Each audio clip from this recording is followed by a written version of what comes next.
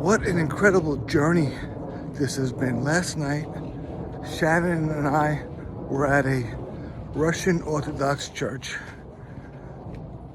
Holy Martyr Church, on 18th Avenue between 86th and Benson. Now, I had seen that before. It's kind of nestled in. I mean, it's kind of fancy on the outside, but not like a typical Christian church or Catholic church, certainly. I think the building was repurposed, but I mean, you could tell it's kind of fancy on the outside, but the inside is just very ornate.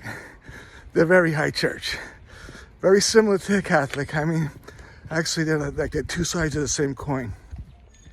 The Orthodox Church, which is Greek, Russian.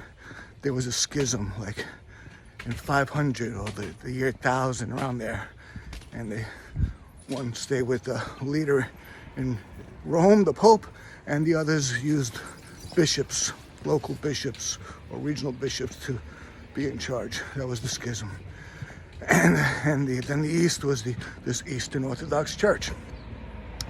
And Shannon and I went last night. I called earlier in the day. Didn't speak English. They put someone on who spoke English. I think his name was Sharif, the candle maker. Yeah, they got a candle maker there. And he told me, even though the website, which I found an English translation on their website, it's all Russian, couldn't understand it, said something about 1700, 5 o'clock on a Saturday. So Saturday. But then he said that the mass or the service is 6 to 8. So just to be sure, we got there by 5 and met Deacon Eugene, who was incredibly informative and wonderful, and told us indeed the mass is later. But we went to the mass later, and it was incredible. So it was like a play. The lights went on and off throughout the entire 2-hour thing. The priests were going up and down the altar. The altar has this wall with doors on it. The people hardly ever sit down. There's only a few pews. People mostly stand up, and they move around as the ritual calls for. And the priests, there's different priests wearing different garments, lots of incense and bells. It was incredible, so solemn, so connected, especially when the lights go out and the candles are lit, and it's covered by saints and apostles. There were only 2 effigies of Jesus on the cross. That was enough, but it was awesome. And then I spoke to them afterwards. They were so incredibly wonderful. I got to meet Subdeacon Vlad. Deacon Eugene introduced me to him, and he spoke to Shannon and I for like 20 minutes. He was so wonderful. We got to meet the priest, who was Father Gabriel. He hardly spoke English, but I'm gonna be setting up my first interview with them, okay? Which is the perfect segue. That was last night. And I was so tired at the end of the evening. For the first time, I did not read my Bible. I know, because I left off at Matthew 18. So it's been 18 days since I've returned to Christianity. I know, just because of counting that way, the chapters of Matthew. But today is Sunday morning, February 2nd. And where am I going? Well, I'm returning to where I went a week ago.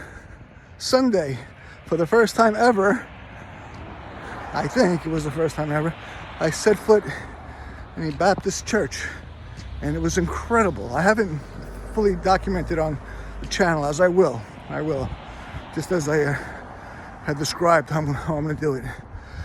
And that's the Metropolitan Baptist Church on 84th Street between 16th and 17th. And I'm coming up on, there's the cemetery adjacent to it. And there's the church appearing in the background. There it is. Wonderful. So, and a primary reason, not the only reason, but primary reason why I'm returning back so soon is because the wonderful people at the church encouraged me and invited me to do so. And with And it didn't seem like any canned invitation, you know, oh, get people in here. It seemed so sincere and authentic and organic. So with that, and being a man of integrity, which is what I must be, I'm going back. Sunday, 11 a.m. service, where Reverend Cade will be returning to do his service.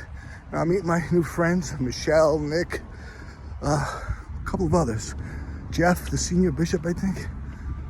So I'm back. This Christianity journey, rediscovering it, is awesome.